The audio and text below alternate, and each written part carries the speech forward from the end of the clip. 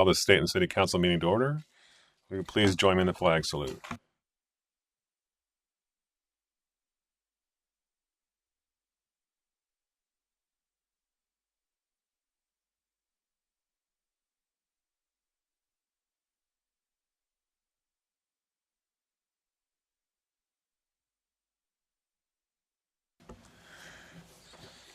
All right, thank you. For the record, all members of the City Council are present. Are there any announcements to the agenda? Additions to the agenda, sorry. No, Mayor. Are there any declaration of ex parte contact, conflict of interest, bias, etc.? I don't hear any. Is there any opportunity for public comment? Receive any public comment? No? Thanks. Consent agenda from January 5th, 2026 City Council work session minutes. The January 5th, 2026 City Council regular session minutes, and resolution number 26-002, Buchanan contract amendment authorization. Council?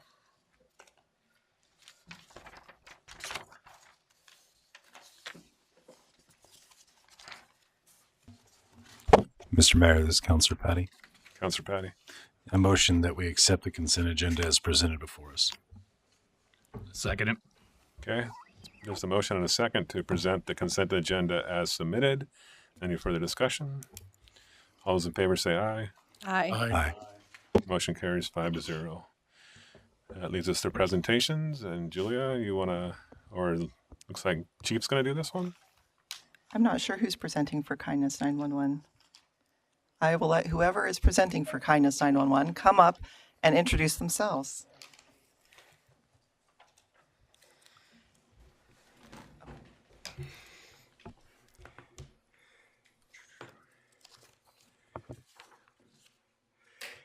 Good evening, Mayor, council members, and the community guests. My name is Jason Hantrick, and I'm the founder of Kindness 911, the guy that's presenting tonight. We are a nonprofit that currently supports and connects our 18 law enforcement and fire agencies with the communities they serve, Stayton Police being one of them. Our kindness cops and crew are always on the lookout for those that make our communities better, and when we find them, we have the privilege of issuing them a kindness citation, a token of our appreciation for their genuine positive impact on their community. Also, because of these individuals' kindness, we have made donations in their honors to the Stayton Food Bank, Willamette Valley First Responder Chaplains, and the Sandiam Integration Project over the past couple of years. I am here tonight to honor one of those kindness cops. Each year, Kindness 911 has the opportunity to recognize the top 1%, the 5 out of 500 kindness cops and crew, for their commitment to excellence, for their participation in the Kindness Citation Program, for connecting with their communities, and for truly being a kindness ambassador to their agency community and the entire Kindness 911 family. Chief Gwen Johns exemplifies these characteristics.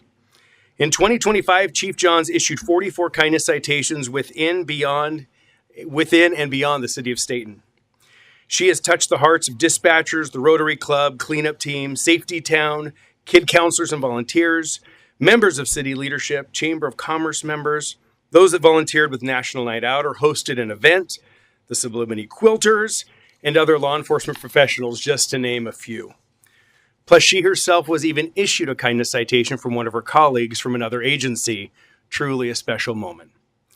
Most importantly is the words from those she issued kindness citations to and the connection she made with her community. Jennifer is a dispatcher at Metcom 911.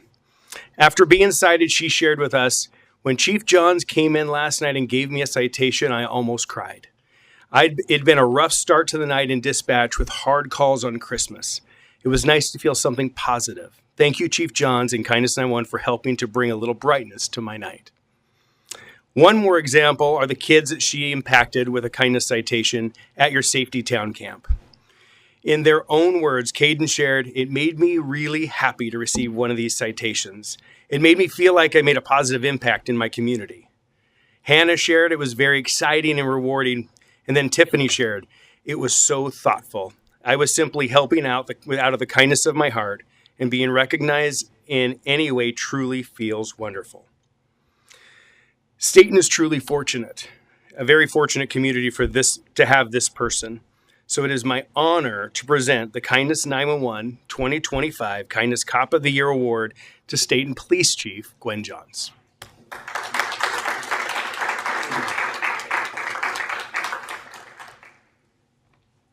know. It's heavy. So she truly has done an incredible job, and she's truly an ambassador for what we do, and just honored to have the opportunity to work with you. So, Well, thank you. I know. I'm like, where do I? hand it again. Yeah. Just stand.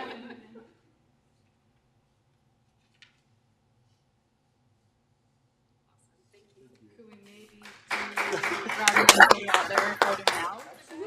All right. Anyone from Stayton PD, come on up. Photo app. Sorry. There's your box. Thank you. Yes. State, Hagen, you're part of Stayton PD now, right? And You want me in there too? I'll provide photos. Okay, let's do that. You guys got to pretend to like each other. Come on, let's go. Let's get in here. Yeah, there you go. I recognize you.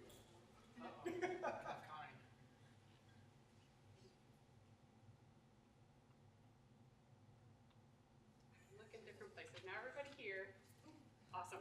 Thank you. Thank you.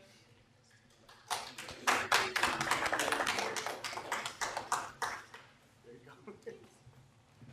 And now I'm. Yep. Very good. Thank you.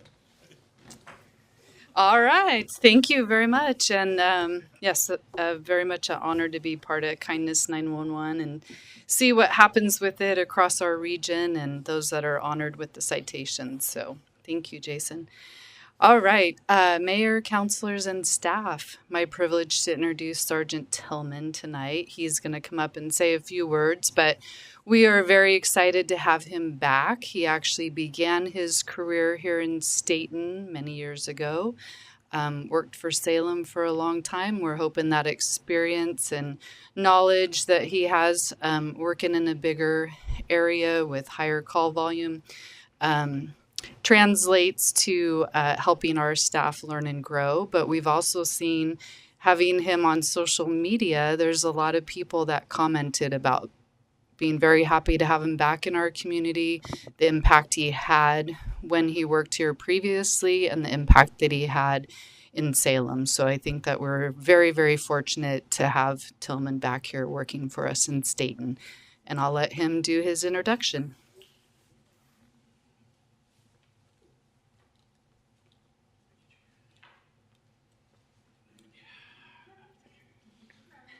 That's right. What pants am I wearing this week? Who knows? I'm even doing a chicken dance online too, so I look really good. Well, appreciate you guys having me back. I was in Stayton from 94 to 2000 before I went to Salem. Spent almost 26 years there. Never felt like a family there. It's too big of an agency. I always kept dreaming about coming back to Stayton. The chief took me out to lunch, said, hey, we'd love to have you here. So I put in, and then luckily I made it. And so I'm coming back. A little bit about myself. I've been married for 28 years. Got married here in Stayton at the Christian church. My best man was my FTO. He left to Salem and became my FTO there too. So, and now he's luckily retired in Texas, but unfortunately took one of his sons with him from here. Jared Mooney. I spent 12 years in the military, 4 years in the Marine Corps, 8 years in the Army Reserve. I did mostly infantry, security specialist, and I was a drill sergeant. And I think I have a pretty good personality for a small town. I love to talk. That's a good gift of gab that saved me many times in Salem, since they don't know how to talk to people. And they'll bring, hey, we have 15 people. I'm like, hey, let's talk it out. Let's have a good time. So hopefully, like Chief said, I can get these young gentlemen with a lot of experience. They won't have the call load, which thank goodness we don't have out here. Instead of 120,000 calls, we'll keep around 8 to 10,000. That'd be good enough for me. Be nice not to have shootings every night. We're gonna keep it that way. I got some good people here. Administration, I've been hanging out with Sergeant Butler and Lieutenant Meeks, and those guys are pretty solid. And so I think we're going to do very well here, and hopefully I can live up to your guys' expectations. And that's all, because I don't like to talk. Thank you, Sergeant. Welcome back again. Council, any questions for Sergeant? Thank you. Appreciate Welcome it. back. Great. It's interesting you say Darren Moomey. Hmm? Darren Moomey? Yes. I know him very well. I guess I'll have to ask him a lot about you. Oh, you can tell you some stories about me. Yes. No, we're good friends online, and I knew he retired to Texas, so we talk a lot. So it's kind of good you bring up that name, though. A lot of respect there. Great. Thank you again. Appreciate it. Thanks, sir. And we will have another presentation of another officer, I assume at a later date. So we're excited about that too. Okay. Sounds good. Any public hearings? Doesn't look like there are. Okay. That moves us to general business. Resolution number 26-003. Council authorization for 1-year contract renewal with Santiam Water Control District for water delivery. Julia? Thank you, Mayor and councilors. This resolution 26-003 is another extension, 1-year extension of the contract. It's the third, I believe. It's essentially the same as the prior 1-year contracts, that with a CPI increase, with the exception, and I think I've pointed that out to councilors, with the exception of a clause that would, I'm just going to read this, that clearly defines what constitutes an an additional clause addressing unforeseen costs. This clause, which has already been approved by the Water Control District Board in the event that you also approve it, defines what constitutes an unforeseen cost and establishes that such costs would be shared equally between the city and the Santiam Water Control District. So this provides them a little bit more assurance that they're not going to be taking the burden on for major unforeseen costs. So that is a risk to the city, that if we sign this and have a major thing, that we could be on the hook for a portion of it.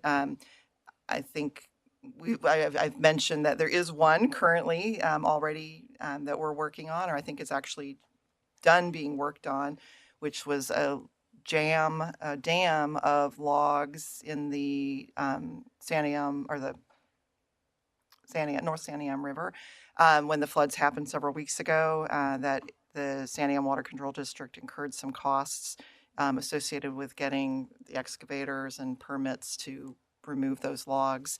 That was an unforeseen emergency, and they will be looking to us to share the cost of that.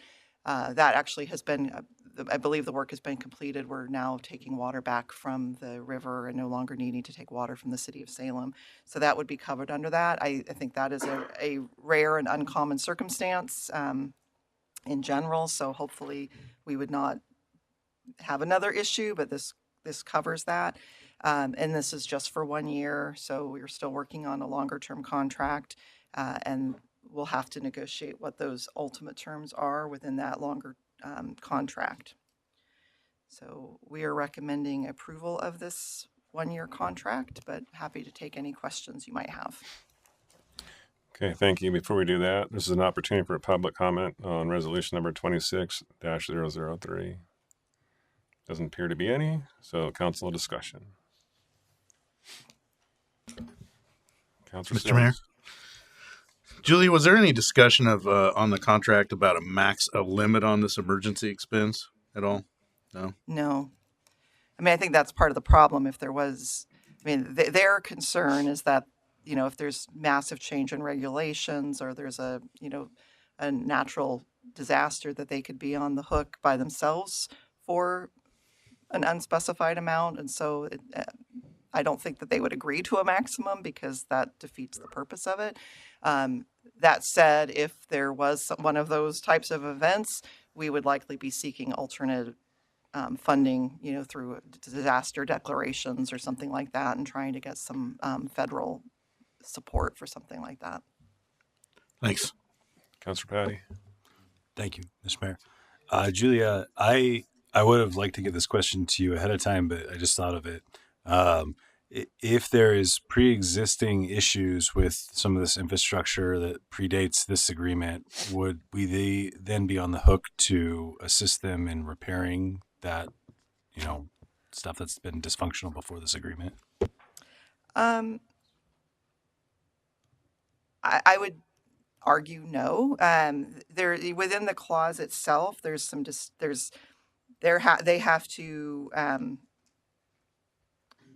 they have to present it to us, and it talks about what an emergency is. But we would certainly have the opportunity to ask questions and agree to it.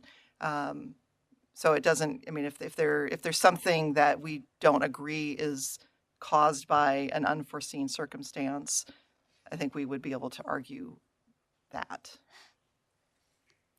I'm going to invite James and Barry to come up and help me out, and you guys can sit in the alternate hot seat, because they would be the ones ultimately questioning the water control district along with me. But we're a team, so they would certainly help, look at whatever it is that is being requested or stated as an emergency, and question or argue if we don't believe that it is, in fact, an emergency. Do you guys have anything to add to that? I'm sorry. Can I ask Put you a on the question? spot. Yeah, can I ask a question before you do that? Since I just thought of it too. This is for a year, and that would cover the time that potentially the drawdown would occur at Detroit. So is there turbidity concerns for the district? And if so, how does that figure into this agreement?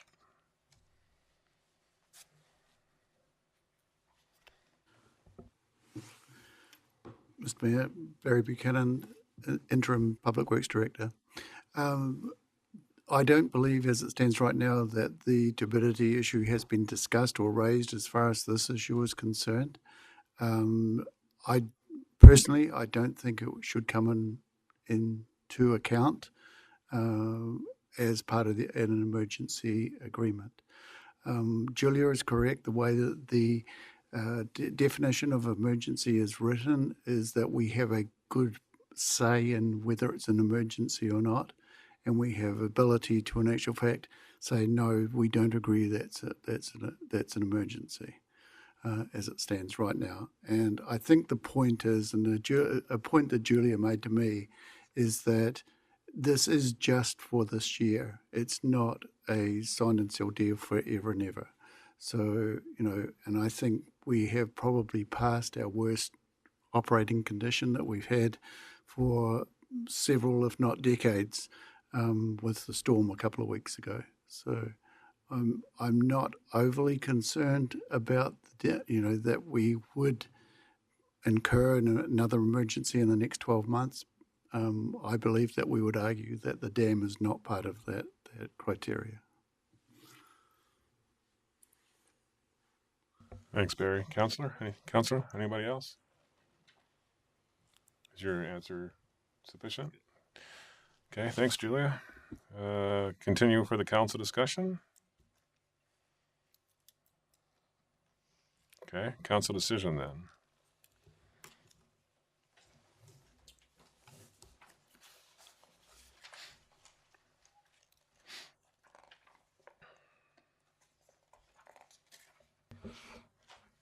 Mr. Mayor, Councilor Sims.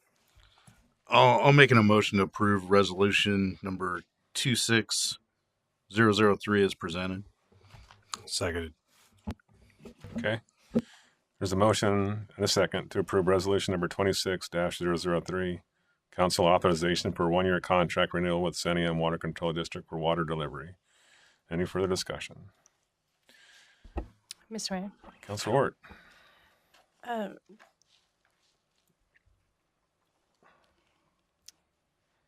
Never mind. Good. Okay. Melanie, can you pull the council on this one, please? Counselor Hayes, Aye. Counselor Ort, Yes. Counselor Patty, Yes. Counselor Carey, Yes. Counselor Sims. Yes. Motion carries 5-0. Thank you.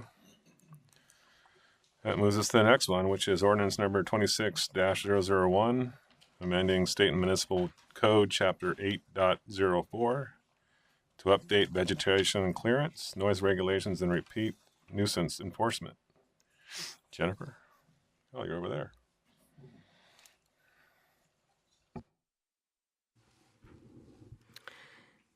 Hello, I'm Jennifer Siciliano. For the record, I'm the Community and Economic Development Director. For tonight is the proposed ordinance amending selected sections of a municipal code 8.04 related to nuisances. You may recall that we talked about it last fall, and so now we're bringing them forward for your formal adoption.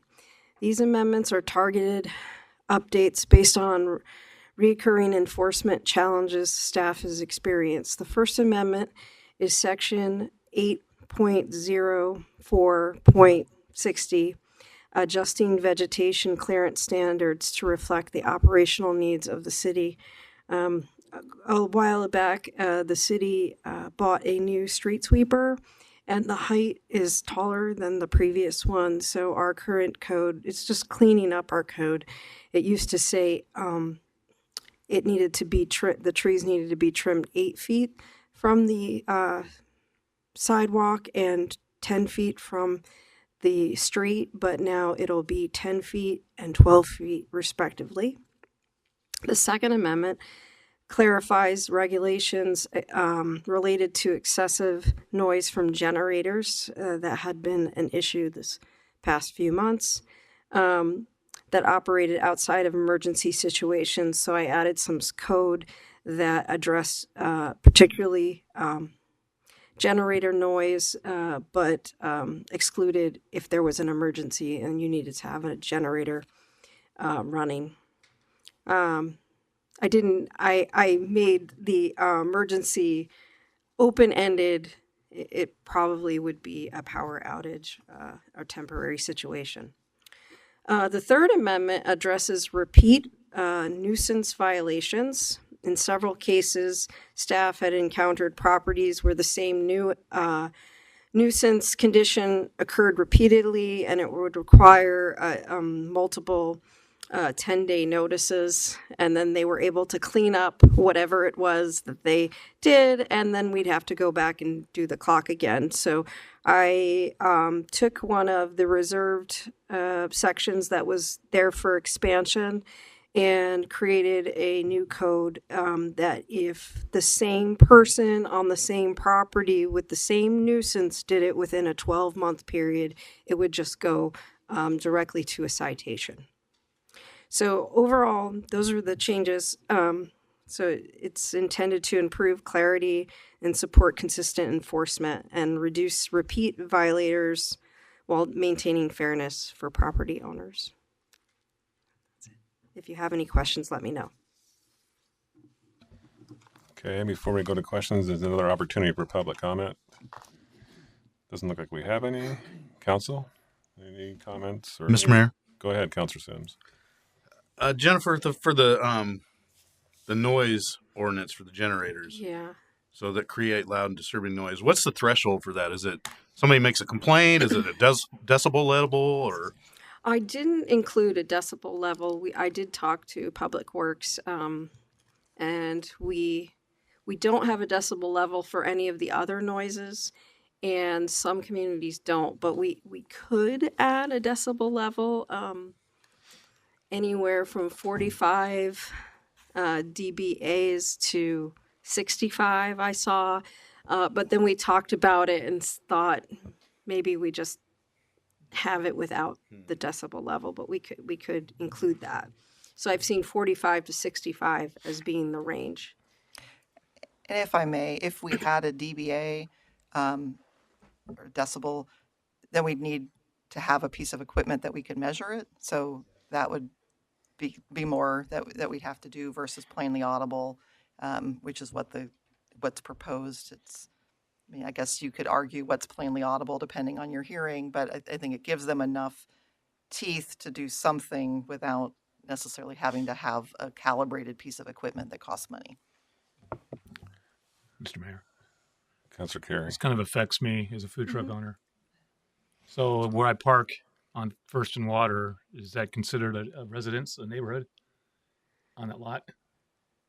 And you can use my generator to test the DBA if you need to.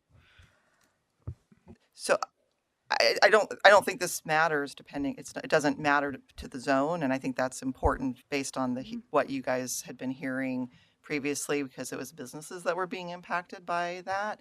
And Jennifer, correct me if I'm wrong, but I don't think that most generators with food trucks were a problem. I think that it was a specific one, and so I think that there is definitely the ability to have generators that are muffled in a way that it's not an issue. Would you I say think that? I think there were two cases. One was in a certain location, and they ended up being able to plug in.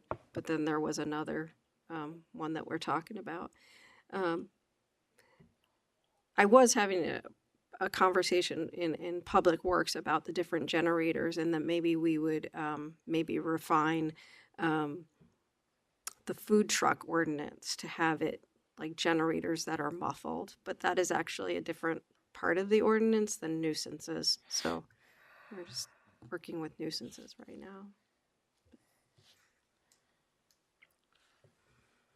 now. My opinion, I think the noise is going to be subjective to interpretation.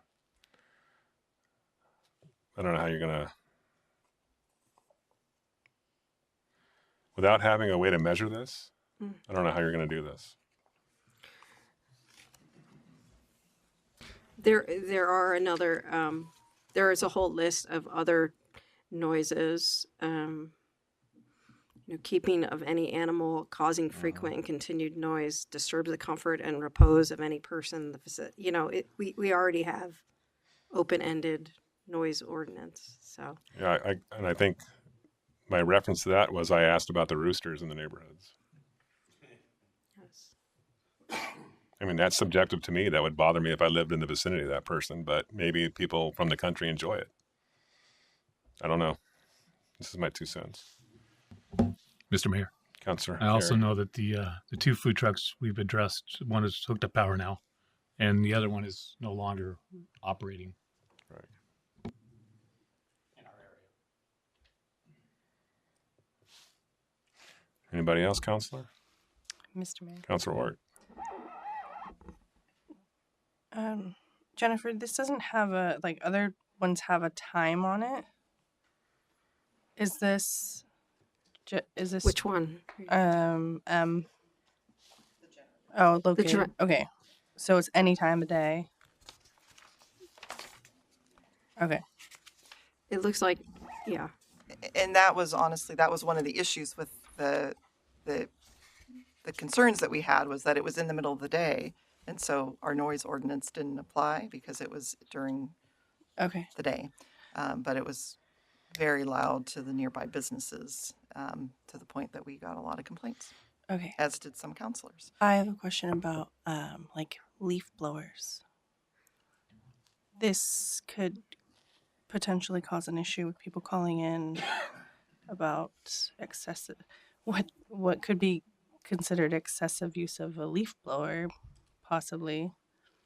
Do we have concerns about that? It's just generators. So there is another section that says, it says the discharge in open air of exhaust of steam engines, internal combustion engines, motor boats, motor vehicles, except through a muffler or other device, will effectively prevent loud and explosive noises. So I think that is that's related.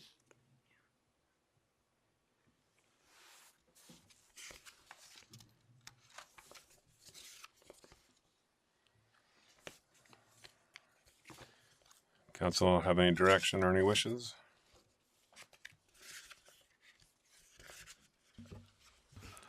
Mr. Mayor. Oh, sorry. Councilor I Patty. just had a quick question for staff. Go ahead. Yeah, Jennifer, just kind of applying the hypothetical example of our food truck with the noisy generator. How would what would this process look like for that person if they were complained about?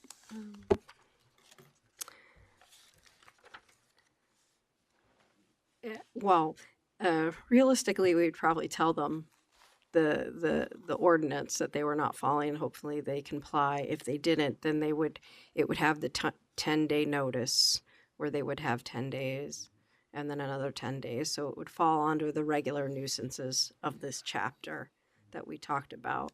And then, so hopefully, we would just say, this is not, this is violating the code. But then it could be days, right? Because of the 10-day notice and the 10-day notice. But then now we have the repeat offender, so that if they were to get a citation, then they would get fines right away if they were to do it over again. But Thank you. I'm good to go. Councilor Sims. I honestly, I think if we're going to cite somebody for it, I think we need a measured volume, off site, like a decibel level. But that's just me. I think we should have a measured volume of 45 to 65 or something like that. But if otherwise, there's going to be issues with citing, and I guess it's more subjective otherwise. So that's just my thought.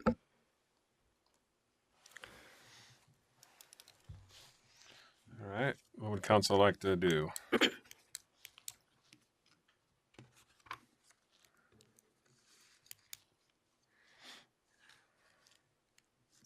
so I did get the decibels from Public Works, helped me a little bit with getting the numbers, and I was going to think about changing the language to the use and operation of a portable standby or stationary generator that is over 55 dBA, and just include that as a potential change. So that would be labeled, Jennifer, on the actual equipment, on the generator? What? I'm The sorry. decibels be labeled on the generator when you go out there? I believe they are. That's what I was told And so by you're people in proposing Public Works, that you're proposing to limit the generators from that standpoint? If you were to propose a revision to this, to actually gauge it. I think if you were to change the text, it would still be if it was a noisy generator and it was over 55 dBA, right? So it would still, you wouldn't be cited if you had one of those generators that was louder. It's just if you were a nuisance and you were noisy.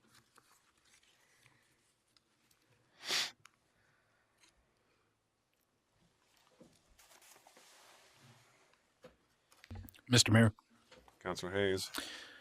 I've seen 2 videos, and what probably brought this up to the biggest concern. And so what we saw and what we heard, or for me, the whole thing is somebody who got something probably at a great cheap price. There was no sound dampening whatsoever. It was a huge generator and excessively loud. So yes, then you have others that come in and you hardly hear them at all. So that's what brought this whole thing up. But you still have to be able to measure it, to say what is too much, like what is the threshold. Being we have a counselor that should know a whole lot about this, I would think he would be saying a little bit more. But I can obviously say the one that was in the video that was brought up, that brought this up, I mean, it was really loud. I mean, people were just like, you got to be kidding me. So that's why this is up. But we still have to be able to measure it, guys.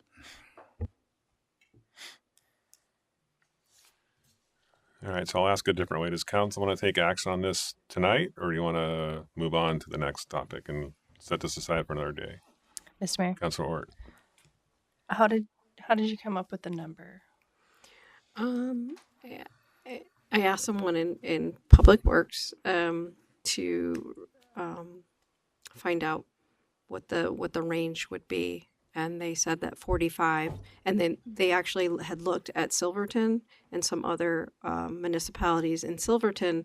They actually had no range, no, is it DBA.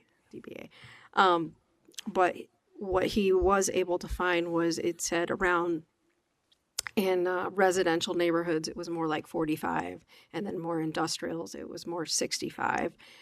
So because this ordinance covers the whole city, I thought 55 was a good middle ground. So that's how I got the number. Okay.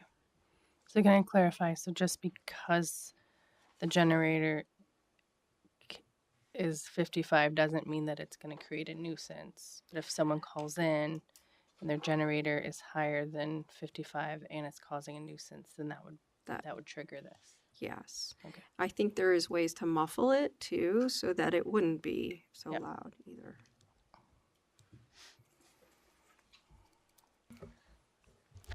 Councilor Patty. Mr. Mayor, just to kind of directly answer your question, I am prepared to pass this personally.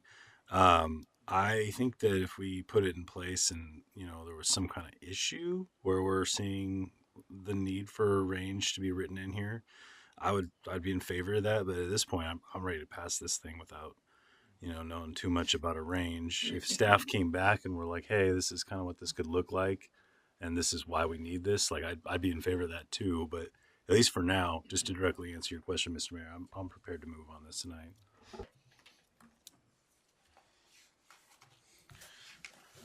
Okay, well, I'll consider motions.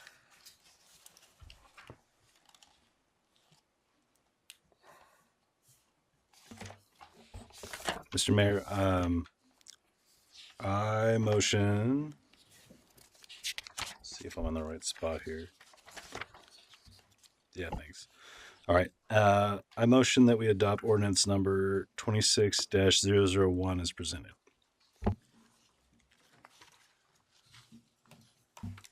Second.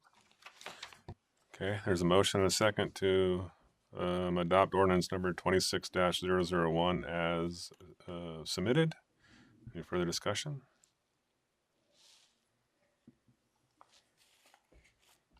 Okay, Melanie, can you call the council on this one, please? Counselor Hayes? Yeah. Counselor Ort? Yes. Counselor Patty? Yes. Counselor Carey? Yes. Counselor Sims? Yes. Motion carries 5-0. Thank you. That leads us to second quarter finance update with Mr. Brand. Good evening, Mr. Mayor, members of the council. For the record, I'm James Brand, the City Finance Director. This is the second quarter financial report, so this is the first 6 months of the 2-year budget. So we are 1/4 of the way through the budget, but we're calling this the second quarter update. Sorry for that. Also sorry for misspelling comments for the last 2 years under the revenue comments. Comments has 2 M's. No one caught that? Okay. All right, so at this point, we've received 14% of our revenues. That would seem low. However, if we take out the one-time large projects, including SDCs, grants, and transfers, the revenue would be at 29%. So operationally, we're ahead of the schedule, and that can be attributed to the property taxes. We get most of that in November and December for the year. It'll continue to trickle in, but we're pretty much right on target for our revenues. About those one-time projects, though, I did want to list them there for you. Most of them are grant involved. The HUD project, Mill Creek Park, the ASR, Roundabout, Storm Detention, wastewater collections, projects at the pool, Safe Streets for All, and Safe Routes to School. All these projects are underway or scheduled to start soon, except for 2 of them, the Shaft Roundabout and the Jetters Way Forest Main. Those we had hoped to have grants for, but those grants did not come to fruition, so those projects are not scheduled to happen at this time. Moving to the expenditures, the report will show we're at 11% of our budgeted expenses. However, if we again exclude those one-time projects that are scheduled differently than monthly throughout the 2-year budget, we'd be at 16%, which is still under budget. So I'll go over some of the irregularities in the expenditure side. The streetlights is over budget, and that's because of that one-time LED conversion project that we've done. Preliminary results are good on that. We're saving about $2,000 a month, which is that would put our return of investment on about 3 years when we were anticipating 5 years. But these are still early returns. I wouldn't expect that to continue. The streetlights are on a lot more in the wintertime, so their savings would be higher in those months. But still, that's good news, and I'll look at that after a year and give you better information, but that's good news.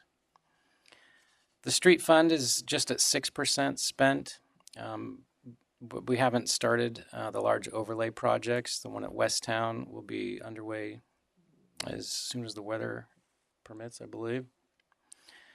But again, we were unlikely to spend $5 million that was budgeted on the shaft roundabout. So the street fund we would expect to be well under budget this year on the expenditure side.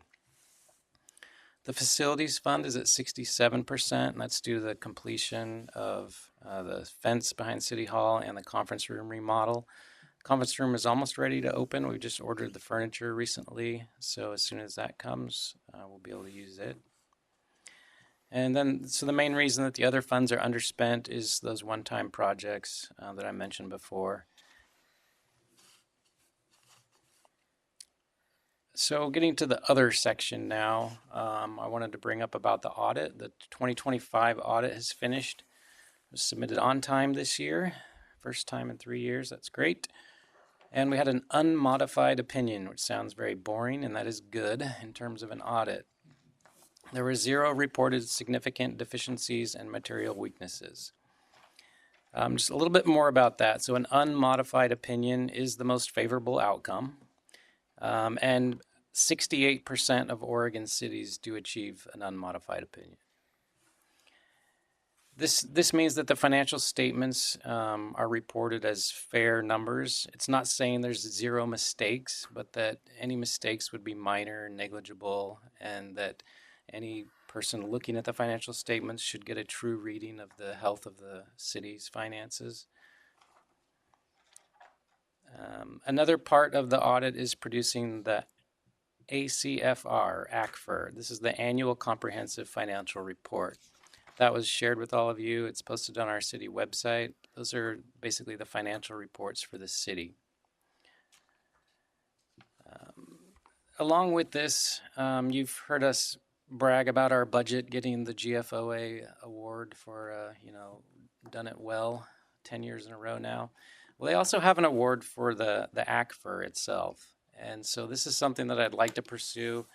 I've set a goal to apply for this award and hopefully achieve it in 2 years. So the fiscal year 2027, I would like to set that as a goal, that ACFR would be also recognized by the GFO as a distinguished award.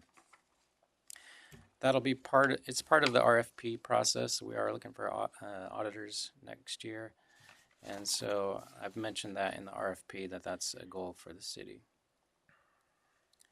We've also recently ordered a VAC-Con truck that cost a little over $500,000 for the wet utilities. So we are spending some more money there. It's a much needed vehicle. They have about a 10-year useful life. Their old one is at that point. We continue to apply for grants, looking for funding for our large projects. It's been a weekly exercise. And I do want to point out that we are very happy with our new employee, Kim Reyes. She had hoped to be here tonight, but she was sick today.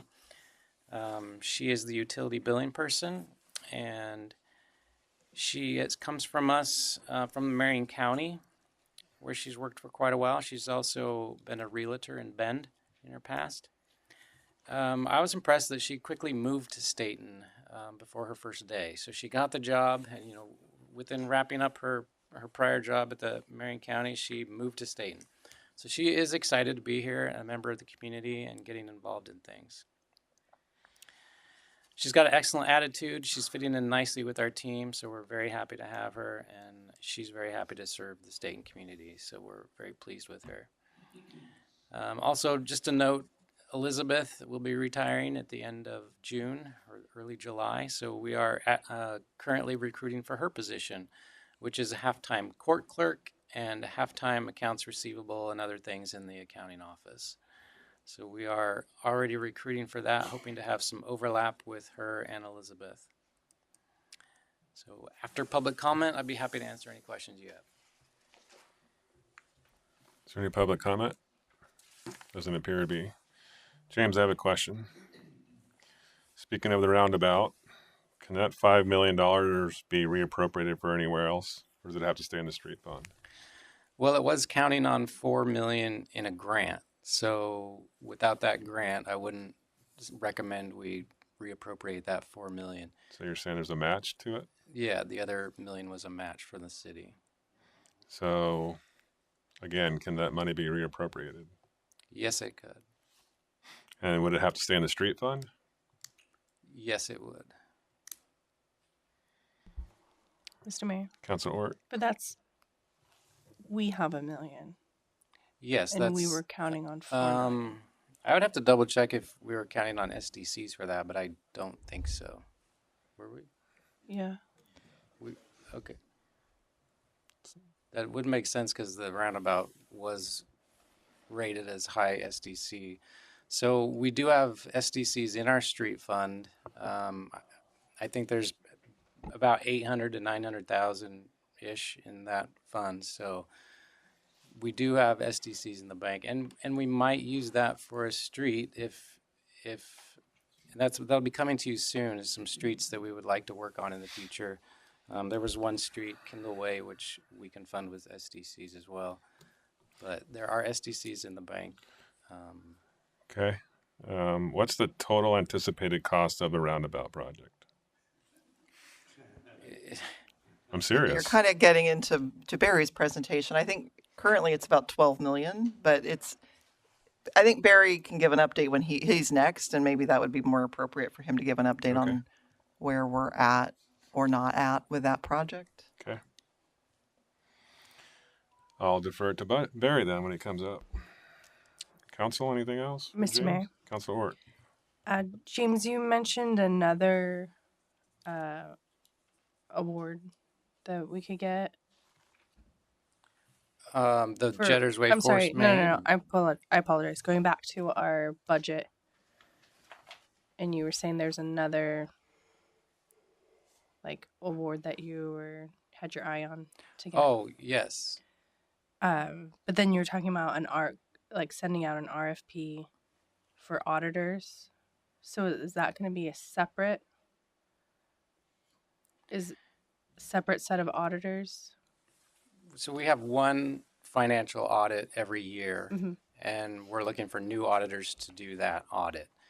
So the audit includes looking at your finances to make sure that you're doing things right, and then producing the financial statements. That's all within what our auditors do.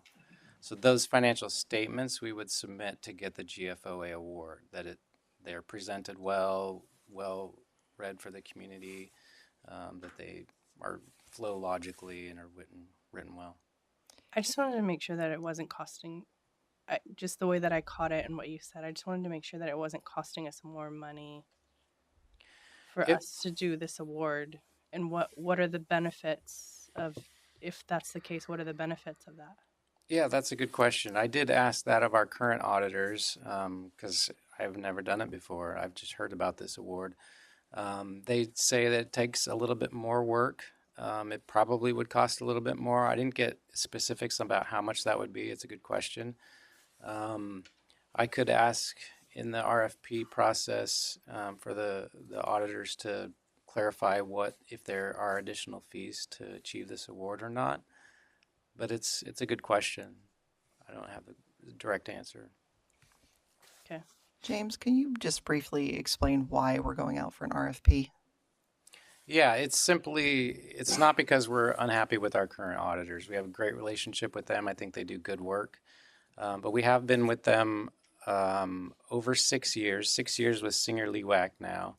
And they're the ones that bought out our previous auditors, which were Bolt, Carlisle, and Smith. And so we were with them, I think, for at least 4 or 5 years. So it's been a long period of time with one auditing firm, and it's good practice to change about every 5 years. And so that's the single reason why we're changing.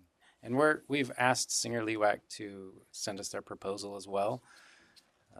I would like to try some different auditors to get a different view and maybe, offer a different set of eyes on the way you do things is, I think, healthy for an organization.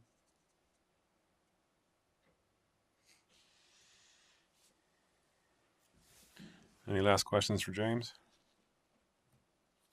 Okay, I do have another question. Go ahead. So in that process,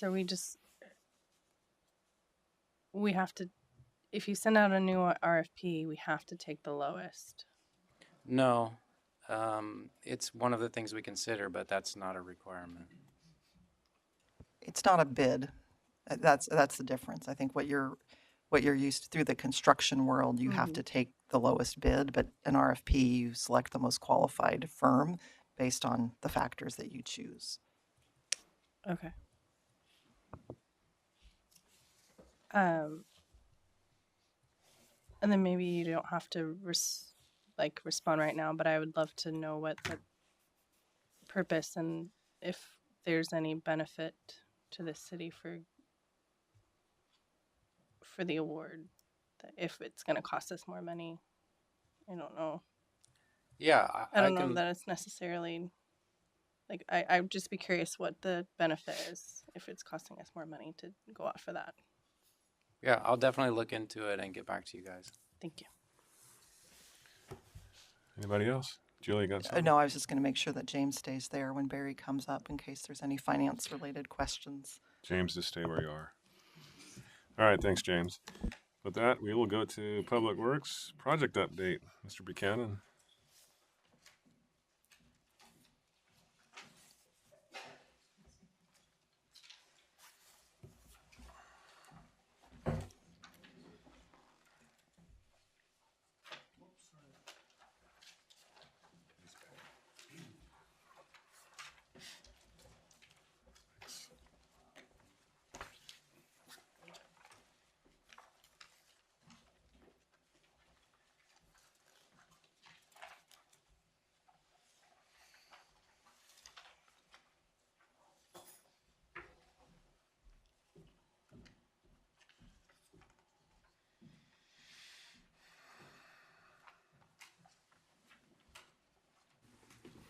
Again, Barry Buchanan, Interim Public Works Director. Did I do something wrong? No? I did turn it on this time, James. Excellent. Okay, let's answer the Mayor's question first about the roundabout. The roundabout as it stands, we are still dealing with Kittleson.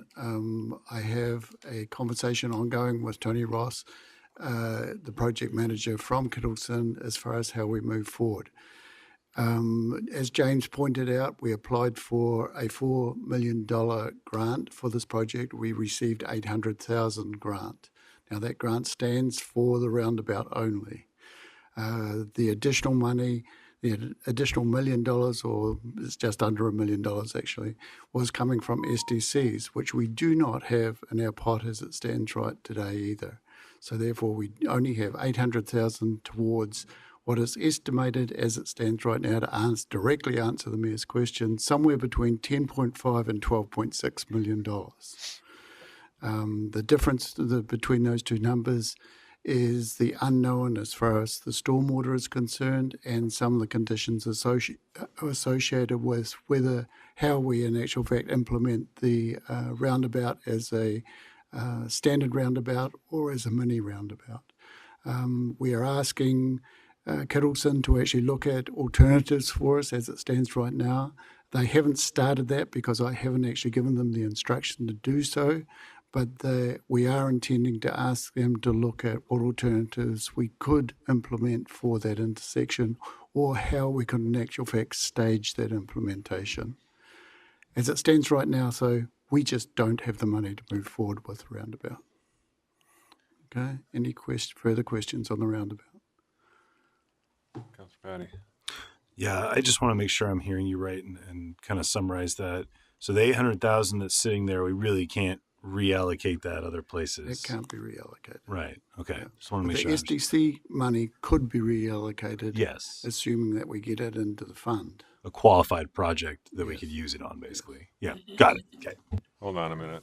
I got to clarify on that. So you're telling me the $800,000 is SDC funds, No, that was grant fund. grant funds. Okay. And, Yes. and to be clear, we actually haven't gotten that yet either. That's an earmark. So we had gotten an earmark for 4 million.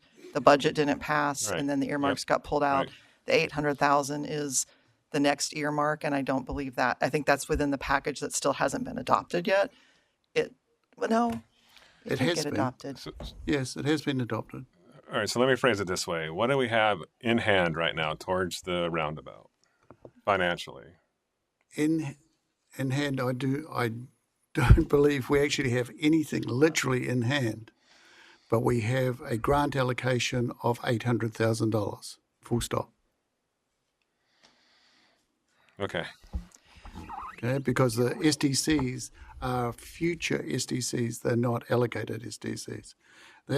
And if we go to this table, I am not going to go through this table on individual pieces, and you need a magnifying glass to see it.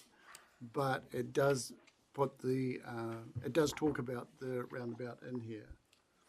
And James is pointing his finger at it and showing me something. What were you going to say, James? You're good. Okay. So the roundabout under streets is, in actual fact, tentatively funded at this stage at $800,000. The estimate for the work is somewhere between 10.5 and 12.6 million.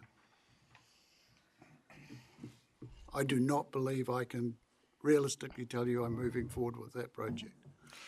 And that's what I'm getting at. I So we appreciate it. did meet with our lobbyist about that, and we've discussed a little bit about that we don't know which direction we're going. And there's a chance that we could use the 800,000 to study it further. So we wouldn't begin work on actually doing anything, but we might be able to study, or I feel like I don't think we can use it to pay back what we've spent, but No, I we think that can't. we could use it to study it further. For Okay. future That- work. Yeah. That was going to be my question: if we don't use it towards the roundabout, can we keep that 800,000? No.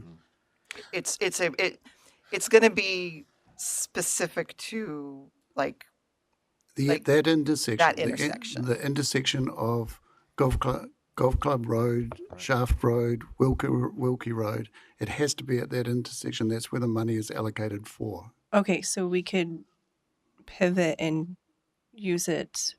It just has to be for that intersection. Okay. And I haven't read it in detail, but I believe it also states roundabout.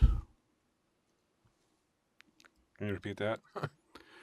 I believe the allocation states roundabout. It doesn't just state intersection improvements. Okay. So Okay. is there opportunity to go out for any other earmarks for it? We're not restricted on how many times we can ask for the money or how many earmarks we can actually ask for. But as it stands right now, talking to Michael, we got relatively heavily, what's the right word, Julia? We got trounced. well From 4 million to 800,000. I didn't mean to have this sidetrack to the roundabout discussion. I'm sorry, but I got one last question. Does Marion County support this project? I can't answer that question directly. I don't know, Brian. So I think we need to come back and maybe have a specific Yeah, that's discussion fine. on the roundabout. We have 800,000 that we could spend towards something that we need to define further. Until we define what we're doing, like Barry said, I don't know that we want to apply for any additional funding until we know specifically what we actually are we doing a mini roundabout? Are we doing the big roundabout? Are we doing something different? And so I think we need to get back to you guys more on That's that. fine. The information that I do have, I'll add one more thing. The information that I do have is that I've heard that the county is not overly supportive of the roundabouts per se. We have asked Kettleson to look at alternatives, as Julia just said, a mini roundabout, which would cut the price again a little bit, not significantly, and a signalised intersection or a phased construction of the intersection. They're the things that we're looking at right now. Something has to be done with the intersection, but right now I don't have any money to in actual fact confirm to you that I can move forward with anything. Okay. I apologize. I can't hear what you're saying.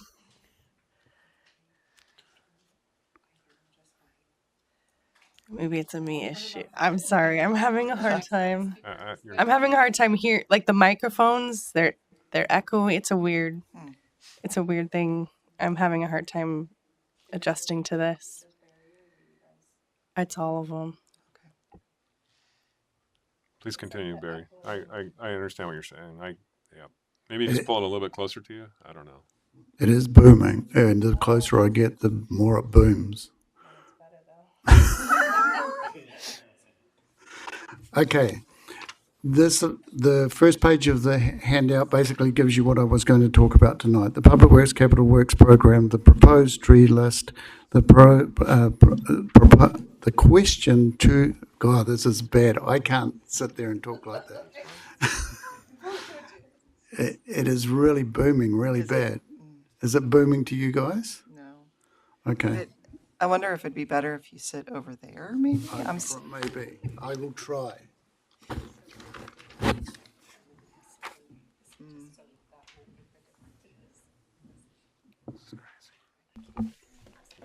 Shall we try this one? How is Okay, that? that's much better for Is me that better too. for you? Okay. Yeah.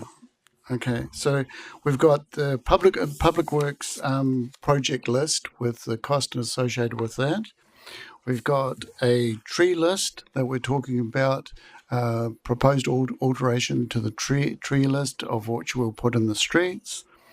We've got a tree planter, which is in the back of this diagram, a diagram in the back of here that we're going to talk about. The tree options were just said about. You guys are going to select a street over the next 2 weeks of which you would like the restoration. This was a resolution that was passed a year ago that you would make the decision on what street is going to be improved. Then we'll talk about the pothole register issue. Okay, so starting with this list right now. As I said, I'm not going to go through every item on this list. What I am going to highlight is associated projects that we do have going on and some detail associated with those projects. I should not have eaten those chips in the other room.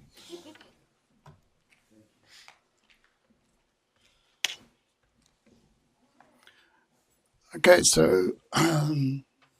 the biggest project that we have ongoing at the moment is, of course, the Shaft Road water main, and all major construction as far as that project is concerned is complete. That does not mean the project is complete. We are in the process of doing lateral connections, in other words, swapping from the old main to the new main, and that work will be ongoing over the next 2 or 3 weeks. Once that is completed, we'll then be waiting on weather. And I mean, literally, we'll be waiting on the weather to warm up so that we can reconstruct the road. Under Marion County's requirement, we do have a temperature, an ambient temperature requirement. Sorry.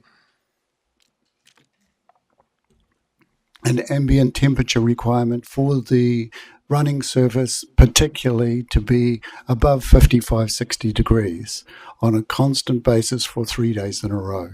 So once we get that sort of temperature, then we can do the top running course. We can do other work before that. We have to excavate the trench out. We have to put constructed fill back into the trench.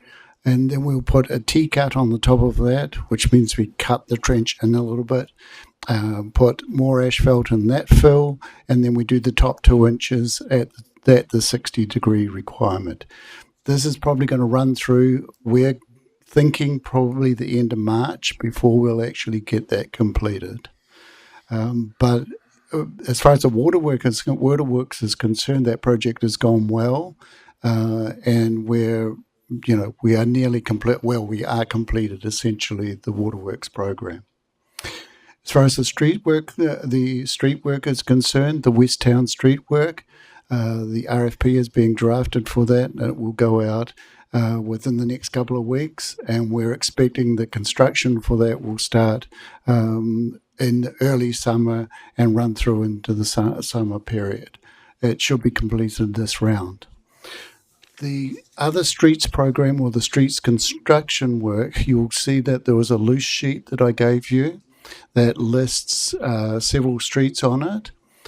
As council, I'm asking that you guys look at that list and next time come back to council with a recommendation on which of those streets you would like us to work on. Now, I've done something that a little bit different with the budget is concerned, and I want to let you know that there was $250,000 allocated to a reconstruction design, and there was $1.1 million allocated to overlays. I have combined those two numbers together because what we're finding is that the design for overlays is in actual fact heavy on ADA cornering and associated work, and I would like to be able to put that money into the design of the overlay work as well, so that we don't split the project down, if that's okay with you guys. It's a minor change. To be honest, you probably wouldn't have noticed it if I hadn't pointed it out. But it is a change, and I do want you to understand that. So the little blue square on the comments column is the streets allocation that we're talking about. The streets reallocation is the streets identification is concerned, and we'd like to move forward with that as soon as possible. As soon as you guys give us the street that you'd like us to work on, the references are here. Then we can start that design and get that work underway. James would like me to have spent that money by June next year. So I'm looking at getting the design and everything prepped and doing the construction of the overlays in early next year from May through June. Water projects. We've got a little bit of a snafu as far as the water projects are concerned. The ASR is funded, and we're moving forward with putting together an RFP for that. In actual fact, George has got the RFP almost drafted and finalised as it stands right now, and we hope within 2 or 3 weeks we will be out on the street advertising that RFP for the design and construction of the ASR system. Our snafu is that we thought we had $1 million directly available for construction of water mains and restoration of water mains. In actual fact, that number is in future SDCs. So the $1 million that we thought was available to do water main work is in actual fact not in our coffers as it stands today. But we do have an emergency construction piece of work being undertaken or to be undertaken at the water treatment plant, coming out of the water treatment plant and crossing the hydro ditch and the diversion channel. We believe that piece of work is going to cost about $500,000, and we are looking at with James on where we will actually get that money from to do that project. It is critical. If you go and look at it yourself across the bridge from at the end of Water Street, the discharge main from the water treatment plant is precariously sitting on a structure that is leaning over as we sit here tonight. And it's starting to leak, and potential is bad. If we lose it, we lose water supply to the city. So I'm making that an urgent priority, and I have started that. That design is well underway and ready to move forward.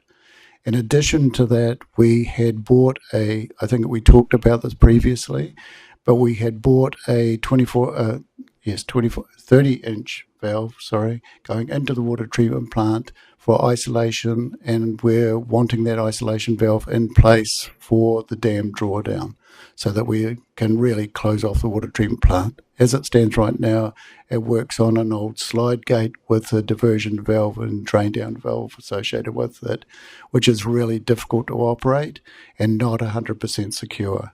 So we want the valve in place. Now, we have had that valve in stock for several years. It was just not installed. We're in the process of working with Canyon Construction to have it installed over the next 2 months. It's about a $200,000 project. We do have the money for that, and we're moving forward and doing it. The wastewater treatment plant, I'm not going to talk about in great detail at all, because we're going to have a special work session on the wastewater treatment plant at our next work session item. The stormwater work is ongoing with general maintenance work and the installation of monitoring manholes and one or two other minor activities. We're not spending a lot of time, as it stands right now, directly on stormwater activities. Facilities, I think James has already highlighted tonight on the budget for that. My numbers don't exactly tie up with James, and I've got to correct those so that they do. I just didn't get those up to date as James has them at the moment. But you can see the work that's ongoing as far as that's concerned. We are working on the Moose Lodge alternative, on how we move forward with Moose Lodge in the future, but that hasn't been defined or decided completely either as it stands right now. So there's a pretty rushed summary of what we're actually doing right now.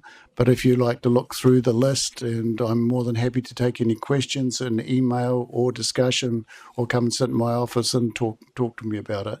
I very much doubt if you have any questions specifically on the sheet, but you may have questions on the projects. Mr. Mayor. Councilor Sims. Oh, geez. Barry, you briefed. You talked about that outlet main replacement for water. Yes. The water plant. Yes. And you were mentioned $500,000 for that repair. Yes. That was really concerning. I remember when you had the brief on that. That was kind of scary, actually. You mentioned $1 million somewhere else you weren't going to use. What? No, I didn't understand that. In that line item, we show for system improvements. Okay. There's $1 million there, and that line item is where I can get the money from to do that improvement, to do that water main improvement coming out of the water treatment plant. So half of that money I really need. The other half of that $1 million I don't have. I don't have that $1 million at all, but I need $500,000 to, in actual fact, do the job that I talked about coming away from the water treatment plant. So you take it out of that. That line item is where I was looking for the money. Yes, because that is a critical improvement. I think we really have to do, just from your explanation before. Yeah. Okay. So I just want to clarify, because I think that so the system improvements is $1 million, but it looks like it's out of SDCs. Correct. So we have the budget authority for it, but we don't actually have the money for it. We haven't received those SDCs yet. Yes. We don't have that, those STCs. We have the budget authority to spend it, but we don't actually have the money. It was an anticipated amount of money that was coming in the door, but as everybody knows, we haven't had development to build that fund up. James, you explain it better. Yeah, we anticipate that we will likely get it over the course of the biennial budget. We just don't have it right now. Correct. But then you couldn't start the project yet until you had those SDCs? We can't use SDCs on this project anyway. But what we're saying is we have the budget authority Right. to do the project. We don't Yeah. have cash identified. We don't have a funding source for it, Exactly. other than contingency. So I think that's something that they and we might need to talk about. Maybe maybe we need to take out a loan. I don't know. Like, James is like, no loans. But I mean, if we need to do something critical, we need to do something critical. So we'll have to kind of figure out what the best way is. Yeah, perhaps I've confused the whole thing here by saying that was a system improvement. It's a system improvement that we're doing, as James is pointing out. In our budget, we don't have any funds to, in actual fact, pay for that system thing, because it's not an SDC in any case. It's actually a system. It's truly a system improvement. I know I'm confusing and winding this around the tree, but you can only use SDCs for growth work, and this is not growth. This is essentially maintenance. All right, I have a question, Barry. I think I heard you say that you don't have the $1 million for the water main after the ASR gets put in, right? Sorry, say again, Brian. Sorry. So I'm probably not understanding this. The ASR, Yes. that's going to be constructed shortly. Yes. Do we have the money to put in the water main to that? Oh. I thought you said something about we don't have. Radio. Yeah, there is a question as it stands right now that you're talking about the presentation a few weeks ago. We talked about this. Sure, you just mentioned that, hey, yeah, regarding the ASR, we don't have the $1 million we thought we had. Yeah, no, the ASR is okay. Okay. The ASR has SDC allocation. Okay. And that money is in the bank. Okay. There is about $350,000 of ASR money that is coming from future SDCs. So there is, and then there is about 3.8? I can't read my own numbers. I don't have my glasses on. It's about 3.8. Yeah, 3.8 million is coming from grant funds. Okay. So there's about $350,000 that is coming from future SDCs that we don't have right now, but that's not going to stop me from moving this project forward. That's what I was asking. Okay. Yep. So I want to make sure that, and maybe you did I had to go to the restroom when you first started, so maybe you walked through this, but this sheet is actually pretty brilliant and informative. I just want to make sure that you guys understand what you're looking at. Did you walk them through what this He assumes assumed. intelligence level is high. I think you guys are picking it up, that the green is stuff we have, the SDC, the red is we don't have it yet, grant is we have it, and contingency is we sort of could have it. Yeah. Thanks, Julie.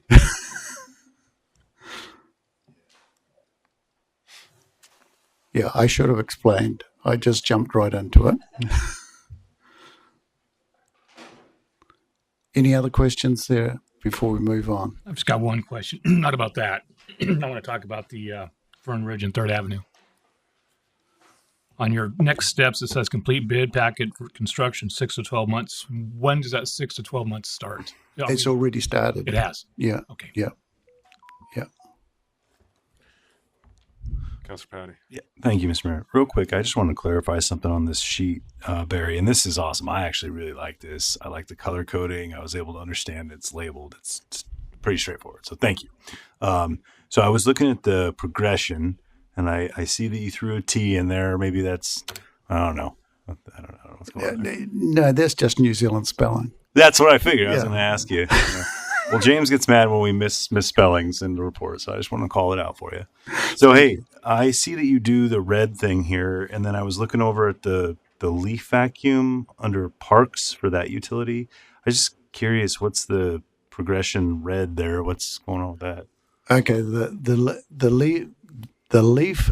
Oh God, I can't even say it. The leaf suction vacuum unit that we were going to put on the front of the truck, we're not going to buy anymore. Okay. We're actually going to move forward and buy a dump trailer. but operations have decided that, or suggested that, they would get more use out of having a dump trailer, and it would be used for multiple uses as opposed to a leaf vacuum unit that would only work or be used during leaf fall season. So we found a trailer for $10,750 as opposed to the $13,000 that we've got in the budget for the leaf vac truck. Yes, I remember the numbers. I can't read it because I don't have my glasses. All right, thank you. Wrong ones. They don't work. And then Yeah. just to kind of on that vein, what's red on the TSP? What have we got red Under on the streets. TSP? Oh, that's the roundabout. Okay, it's just more Yeah. about that. Okay. Actually, it does look like it's the TSP, but is that just that we haven't started it yet? If it's on the TSP, was that coming from future SDCs as well, I think? No, It shows SDCs in hand. SDCs in hand. We haven't started it, but that is what that's showing. Yes, we have not started that project as it stands right now. Which So is the that'll be same why with it's red. I think there's another master plan that I saw in there that was red. So Okay. Yeah. Okay. Yes. Thank you.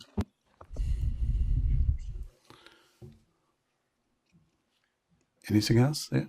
No? James, did you have a question? No? Okay, so let's go to the proposed trees list. This is this sheet of paper right here. So I'm not Barry- asking for any. I'm sorry, can I just pause? I just want to make sure that they understand that they're looking at this and make sure they don't have any more questions on that before you move to the streets or to the trees, Okay, unless you were going to go to this later. I was. Never mind. Continue. Yeah, I'm jumping around. I apologize, Julia. So let's look at the tree list. The tree list is a massive reduction over what we had originally. We had something like 5 pages of tree options. I think we're now down to 2/3 of a page. This is not the definitive list. I'm putting this list out for you guys to look at. And if you have suggestions or would like alterations or additions or subtractions from this list, we're more than happy to entertain them. But we, Jennifer and myself, would like to get this finalised over this next coming month, so that we can actually definitively tell people this is, or whatever it is our definitive tree list. So, if you guys have input, we'd love to hear from you. Okay. Mr. Mayor, I had a question on Councilor the Sherman, tree list. Go ahead. Are all these climate friendly for the Willamette Valley? Because I mean, crepe myrtles, I had one in my front yard in Virginia. It's a warm weather climate tree. I don't think it'd grow here, but I'm just curious about that. Okay, the list as it stands right now was given to us by, we actually had 2 different arborists come and help us put that together. So quite honestly, I know nothing about trees and therefore I deferred to their expertise. If you think there's a tree on here that's not going to work, please let us know. I'm no arborist either, but I just wondered if we took climate into consideration for the list at all. Well, I'd hope the arborist did, but we will question it.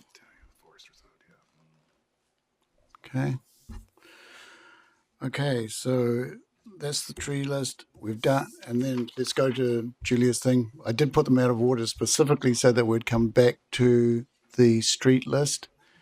I think Julia's trying to tell me that she has a different idea on the tree. No? Okay. I had a question on the tree list. Go ahead. Or the street list. Sorry. Street list, sorry. Yeah. Yeah, and we're all over the place. So I saw all the collectors here. Is there any way we could do a grind downtown on 2nd or 3rd? I mean, those streets are just, it's embarrassing to me, to be honest. I would love to see us do something downtown, but that's just my input on that. I believe that as it stands right now, the streets downtown are really bad, and I agree with you. It is my understanding that we have to do a full reconstruction as opposed to a grind and infill. And that's all different. And that's set a of very costs. that's a very different set of costs. I will say, oh, now I'm getting the echo. We will be looking for a Safe Streets for All construction grant. I think I've mentioned that to you. We're thinking about $15 million. It's going to be based on what came out of the Safe Streets for All planning grant. So we'll be looking, I'm not saying necessarily the downtown streets, but we might be able to do streets that require more grind and overlay that aren't on this list, that if we can get some federal funding for those. So we're not proposing to do all the things, but we are looking for that additional funding that might help us do some roads that are in very poor condition. So I just wanted to add that. Yeah, if we can get money, we're going to do it. Don't panic about that. But at the moment, I don't have the money to do that particular reconstruction work. All right, thanks, Barry. I just have some concerns about the downtown streets, and I mean, I know they're total reconstruction, but I mean, jeez, it's just I get tired of hearing the complaining about it, and I'm not tired of it. I want to fix it is a thing. Right. Well, as you'll remember from our last work session, that whole area, essentially from Jefferson south, from 1st to 4th, is a big red zone that we really need reconstruction work done within that area, and it's a major issue as far as determining how to move forward with it. Okay, so the next item on the list is the council requested projects, of which there were 4. One was the one out on 10th, Jefferson, and come on, help me out.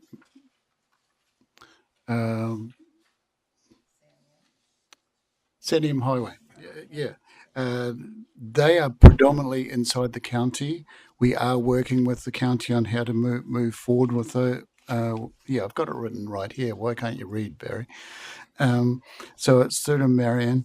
That they are in the county, and the county, I believe I reported to you what the county have said before, that they are looking at when they are going to do their own road remarking, and we'll take that into consideration as they do so.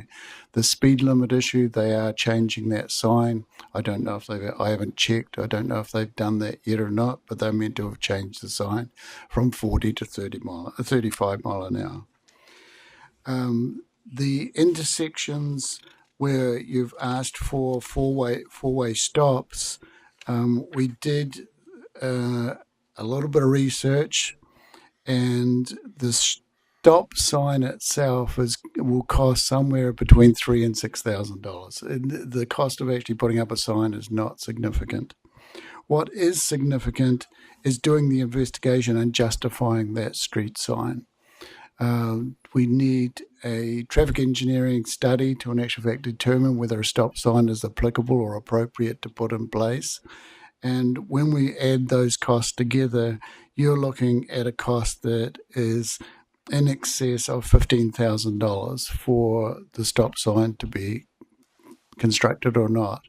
And from the discussions that I've had with both police, the traffic engineer, a general discussion with the traffic engineer, they are saying that we should not be putting in the stop signs.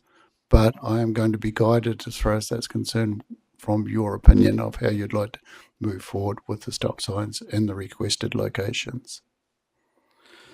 You said $50,000 for the study? 15. Yeah. Okay. Yeah. Is that per intersection? Per intersection, yes. Yeah. But the recommendation is that we don't change them from 2-way stop signs to 4-way stop signs. Mr. Mayor? That's good. Go ahead, Councilor Sims. I really think we do. I've sat there, I don't know how many times at Marion and 3rd and watched near misses because I happen to sit there a lot and have a cigar at the 505. But I really do think we need I don't know. I don't agree with that analysis of not putting a stop sign in there. Okay.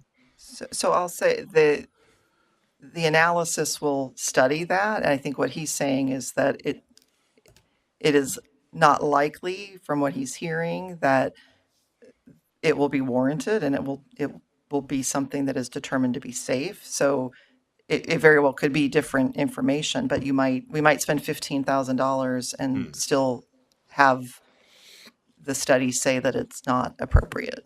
So just keep that in mind. Thank you, Julia.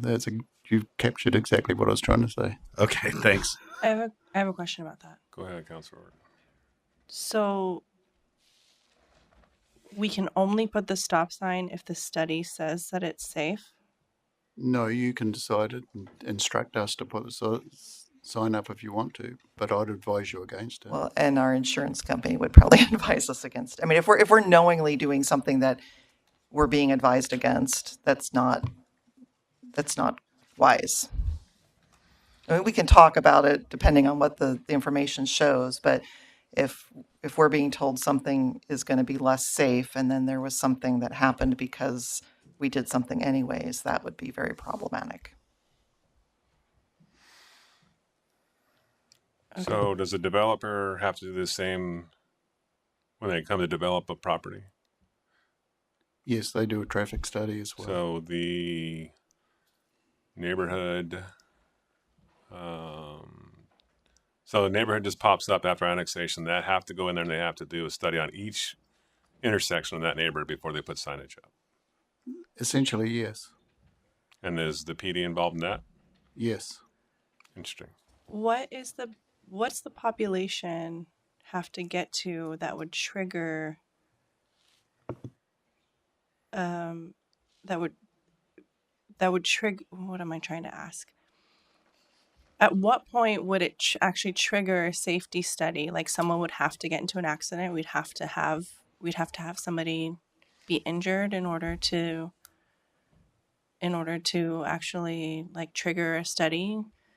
Because I think that the point that Councillor Sims and I are probably in agreement on is that the traffic downtown has significantly increased over time. And anecdotally, there is more traffic happening, and the chances of... They would probably argue against putting another stop sign in, quite honestly. But who would? So we could do a study. But Any how you do guys we- can we could do a study What whenever was- you want. I will What was say the that last study that was done? so we just finished our traffic safety study that I didn't look at every intersection, but it sort of looked at the whole city too. So we've just sort of done a safety study looking at intersections, traffic anecdotal information, and identified general safety improvements for crossing safety, things like that. But there isn't like an automatic trigger. If council says spend the money on a study, we'll do a study. And that's what Barry's saying. We're just saying we don't know that it's going to be a good use of the money. But it might be. I mean, it might say something completely unexpected. I'm looking for you to either tell me to do a study. I don't want you to do the study. I don't want to spend the money on a study. I want the stop sign put in. That's what I want. Mr. Mayor. I'm sorry. I understand. Councilor Patty. Thank you. Hey, I appreciate you explaining this to us. My question is more, when you first explained it, it sort of seemed like you were saying that even if we did the study, more than likely a stop sign wouldn't be recommended. That's correct. That's what he's saying. Okay, just making sure I captured that Yes. right, because then it kind of sounded like maybe it was like, oh, maybe it'll happen 50-50, I don't know, and if it, yeah, and I was confused by that. So No, if we're, my understanding as it stands right now, a study is probably going to tell you that a traffic sign is not warranted. yeah, I don't want to spend $15,000 either then. I got it. All right. I got it. Okay. Does council wish to discuss this any further or give direction to staff? Doesn't sound like it. Go ahead, Barry. Okay, so I think the last item is on the next page over. I am suggesting, and this is for discussion. I'm not saying this is a categorical answer, but I am suggesting for the street trees so that we overcome the sidewalk problem issue that when we put in a street tree, the sidewalk busts up the footpath or the curbing or encroaches on the road or whatever it does after a prolonged period of being installed. What I'm suggesting is that we put in planter boxes on the sidewalks. I keep calling them the footpaths, but if I say the wrong thing, please understand. And I'm suggesting that the next page over, I've given an illustration of a diagram of a planter box that I'm suggesting may be appropriate. In doing this, I'm suggesting that we put in the trees, let them grow for 5 to 6 years, and then move them to an orchard somewhere and put a new tree in the planter box so that the tree doesn't get enormous, doesn't get overbearing, and doesn't outgrow the planter box and doesn't break up the concrete or footpath as it stands. Having it set in a planter box, we would be able to lift the tree out and move it to an orchard approach. It's an idea, it's a suggestion, it hasn't been used, or the idea hasn't been implemented anywhere else that I know of. It's just something, it's a brain fart that I had, and it's a suggestion to solve the cost of continuously repairing our sidewalks and enabling us to put street trees in place.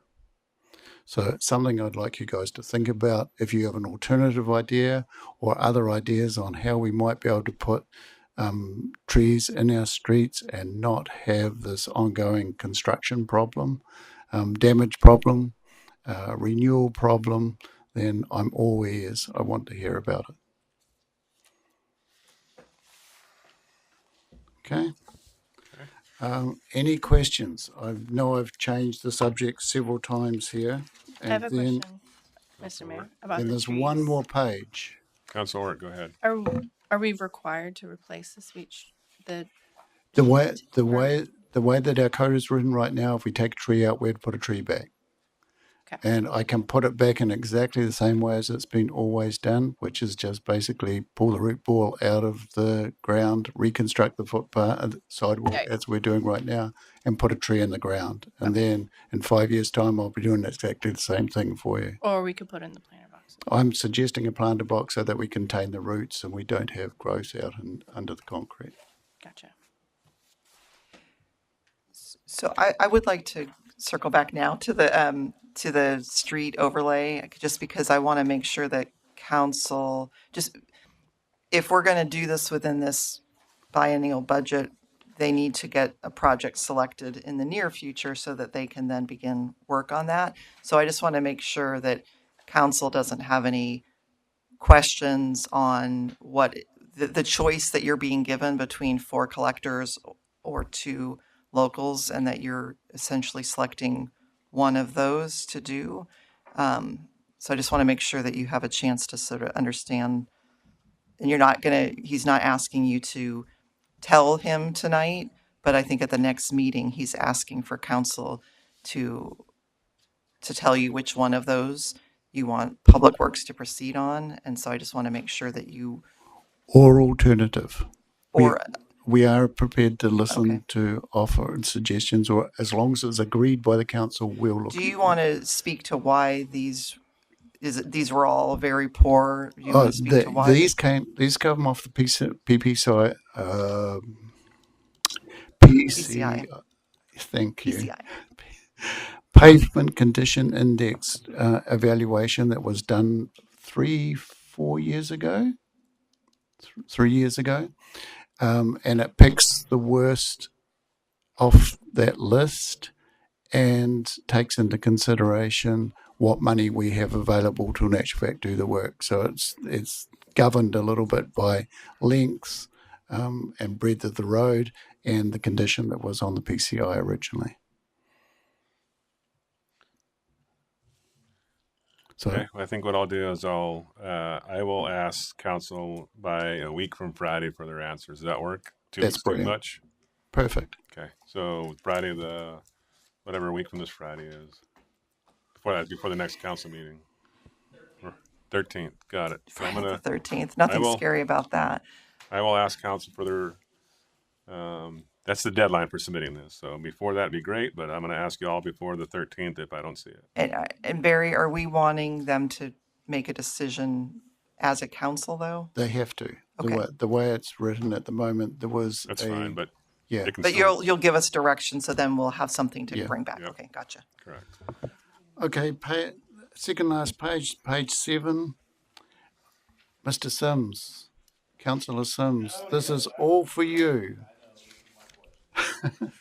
And you can thank Melanie for helping us get this in place. And you're, by the way, stealing one of my items from council staff updates, so just Well, go he ahead. stole mine. I know.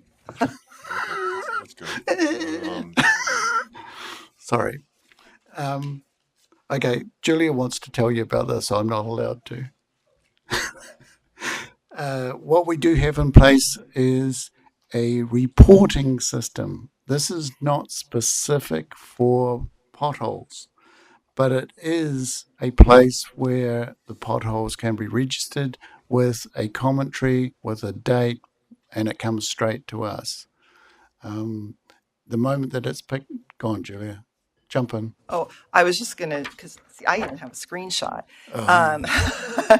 So this is on our website, and there's a Public Works request form, and it says, if there's an immediate need after hours, please call the non-emergency line. But then it's got a drop-down list of common problems that Yep. Public Works might have, including clogged street drain, debris, trash, graffiti issue, park maintenance, sanitary sewer issue, sidewalk issue, and then among those is a pothole issue. So it's a whole.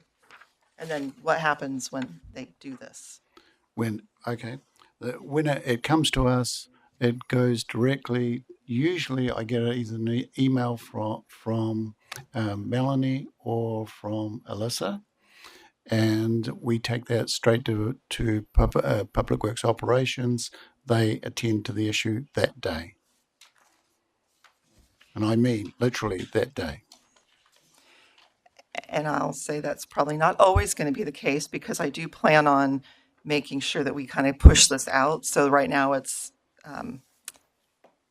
there, but not live. So in the event that, no, it's there, and it's live, but we haven't publicized it yet. So in the event that they can't take care of everything that day, they'll be able to export that into a spreadsheet and prioritize.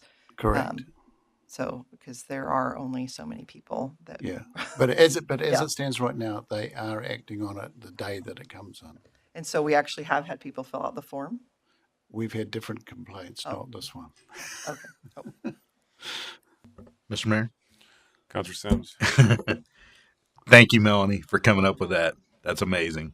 I appreciate it, and I think this is great. I mean, hopefully there's some type of feedback to each person that puts in a complaint, also, so they know that we're taking action. But I think that's important, very important.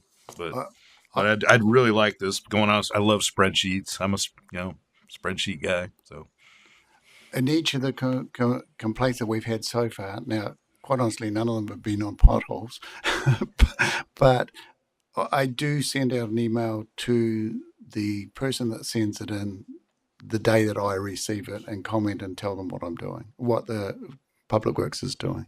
Oh, that's great. I mean, that feedback loop, I think, is really important to, people that have an issue that needs addressed. Right. I have Mr. Mayor. Go ahead, Councilor Mark. With the potholes specifically, are we gonna, once we capture that data, are we gonna continue to keep a list of those? Like, once we know, because we know that the potholes don't stay full, whether we have to keep. As part of our asset management program, we now register everything that goes wrong. Okay. And therefore we're maintaining a maintenance log of what happens, which gives us a criticality value to put into our scoring mechanism, so that we can actually attack and do the most relevant or most problematic areas in the first place. It's a data collection exercise. Yes, we're doing it. Okay, so those will continue. Those will be tagged and continue to be monitored once they're brought to our attention. That's yes. Yes. Okay. Am I missing the question? I'm talking about the pothole specifically. So once I say, hey, I have a pothole by my house, are we going to tag that and say, okay, this is a known issue, and Public Works is going to continue to keep an eye on it? Yeah, or that's do what do yeah. I have to keep telling you about the pothole? if the pothole comes up again and we haven't fixed it, I expect to hear about it. But I'm not going to go out every day and monitor every pothole in town. No, We I just just can't do that. I would I just say know yes of a to road in both. particular that has several Yeah. potholes on it that has to continually be. Yes. I think yes. I mean, I think Okay. we're monitoring it and we are aware of it. And if we fix a pothole and it busts open again and it's a bad pothole, it would be wonderful if someone fills out the form and doesn't expect, I mean, there's a lot of potholes in the city. So I think if there's something that's really problematic, that's come back, so, if it hasn't been fixed yet, give it a day or two. But if it has been fixed and then it comes back, I think it's fine for you to fill this out again, and that will just be more information to them potentially on, boy, the same area keeps being a problem even though we fix it, so I think I wouldn't assume that you wouldn't fill out a form again just because you filled it out once Okay. 6 months ago or whatever. No, I guess that's my question Yeah. because we have potholes in front of a rental that I own that continually have to be filled. I've owned that property for 8 years, and That's street in general. that street in general has potholes on it that continually need to be. If we have poor paving on the street itself, potholes are, to be quite honest, filling a pothole with cold mix is kind of a waste of time Right. because it just busts out as soon as you put it back. As soon as you put it in, cars pound over top of it.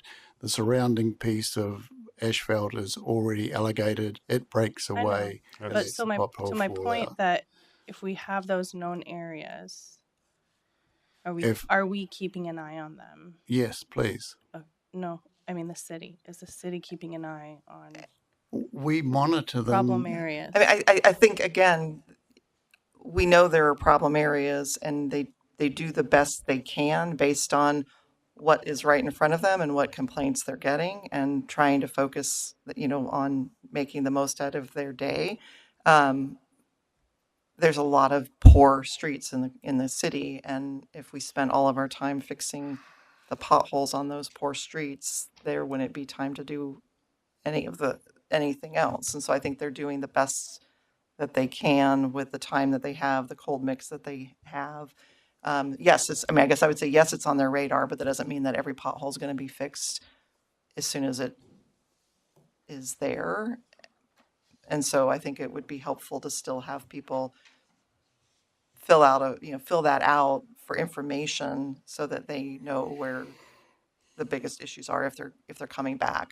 Or maybe one street has worn really, really poorly and they're not aware necessarily that it's that as bad as it is because they're focused on another street that was a problem a year ago.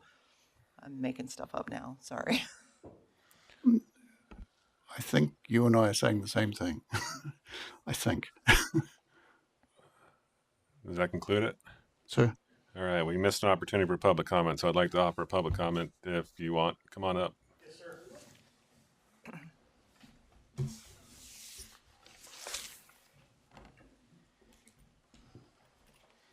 Good evening, everybody. My name is Jim Wagner. Tonight's discussion was good. I live next door to the swimming pool. When the trees got taken out over here, this entire neighborhood was pissed off. I like the idea of the planter boxes. I understand that those trees were taken out because of the sidewalks and the trip hazard and that kind of stuff. That ruined our neighborhood. It ruined that parking lot. It ruined the cover during the summer and the shade. So I wanted to comment on the planter boxes specifically. And then, Mr. Sims, I'll tell you, my fence line is shared with the city park, and with the freeze, with fires and everything else, living right along the Stayton ditch, we've had a lot of tree issues. And I oftentimes will go into the park and clear that side of my fence line and take out overgrowing sticker bushes and that kind of stuff. And I have talked directly with Public Works. I call operations. They send their truck right out. They pick up a load and they get rid of the crap. So to answer your question, I wanted to be able to say that as well. Thanks, Mr. Wagner. Appreciate Yep, thank it. you. All right, Council, anything else for Barry or before we cut him loose? I have a question. Councilor Hort, go ahead. Okay, for the streets that we have, I feel like I want to go drive on them, but I feel like several of them have, like we're just talking about grind and inlay improvements, but several of them have like sidewalk issues. Is that something that is going to be addressed when we? I noticed that Pine Street only goes to Mount Jefferson. Or excuse me, yeah, Pine Street only goes to Mount Jefferson. And I know that if you just went a little bit farther, that there are streets that have sidewalks that are not ADA. Yes. So my question is any attention going to be made to any sidewalks that need attention? Okay. Is it working now? Yeah. Yes. As it stands right now, no, we're not working on sidewalks associated with this work. Okay. Mr. Mayor. Councilor Sims. Barry, you mentioned that, if there's another street one we wanted done for this overlay, do you have a list of those streets that we could do an overlay on? I mean, not a total reconstruction, but that would be eligible for this choice? Just trying not to give it to you. Yes, I can get you a list. Okay, that'd be helpful. I mean, I'm just curious. I just want to see what the options are. Yeah, I guess, are these the worst of the worst? These are the worst of the worst. Because we could go all day long with. Well, the worst of the worst that don't require full reconstruction, correct. right? Yeah. Thank you. Or overlay. Yeah. Correct. Yeah. Okay. I appreciate that, Councilor Sims. All right. Anything else, folks? Okay. Thanks, Barry. Appreciate it. Communication from city staff, Julia. Well, I was going to tell you about our new pothole reporting form, but that's got discussed already. I wanted to share, and Jana is going to hand out an invitation to the foundation fundraiser for the library foundation. But she also wanted me to, you're going to speak. Okay. I'll turn it over to Julia Jana. was going to do it because I was like, I could decide not to speak. That would be fine. But I hope you guys will stop and see the new paint at the library. We're really blessed to have a foundation who's been really working on trying to get our interior painted. And we look bright and shiny and new, and the library looks amazing. So we received a $4,000 grant from Pacific Power, $15,000 from the Oregon Community Foundation, and a private donation of $5,000.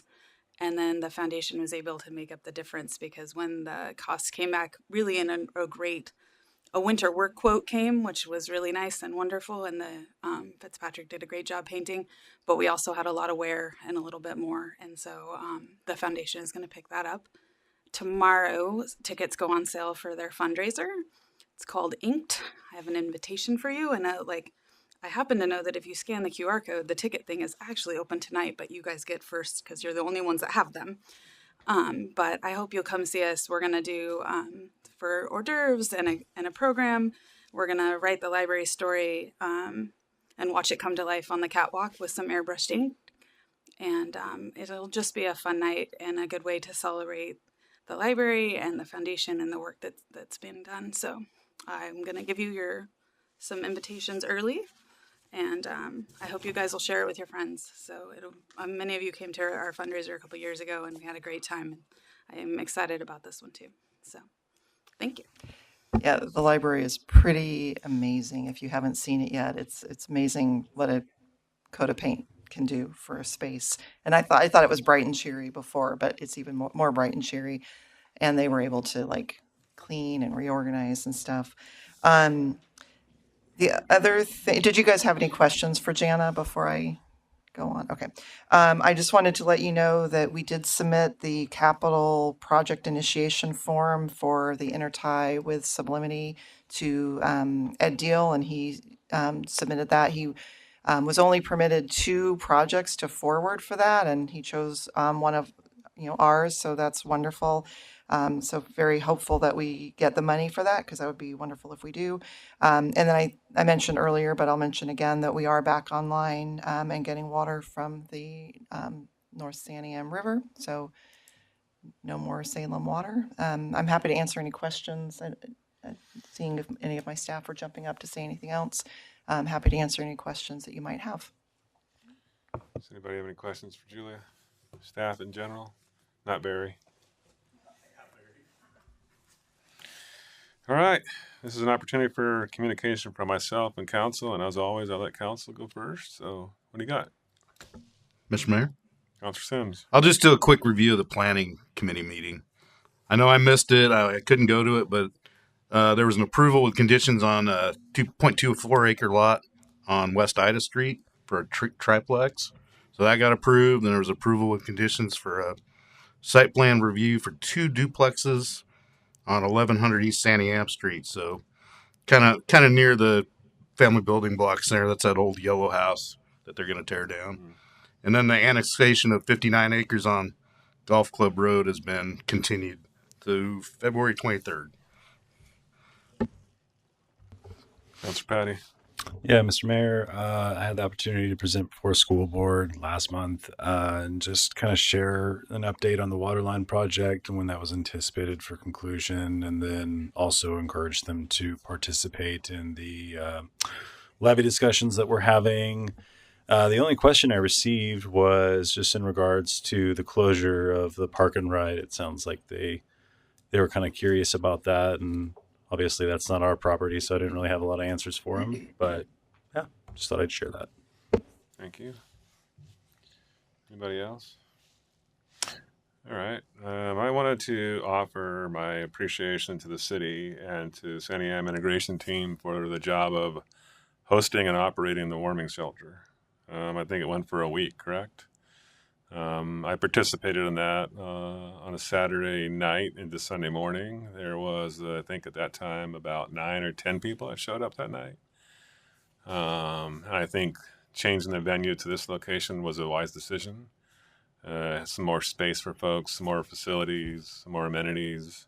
So, Julie, I appreciate that offer and that cooperation going to do that. It did really, I think at the end of the day, it really helped some folks that needed some help. So appreciate that there. I want to acknowledge the work and the decision making that the council has to do, especially now in light of our infrastructure that's hasn't been touched for a long time, hasn't been properly funded, hasn't been considered for the future.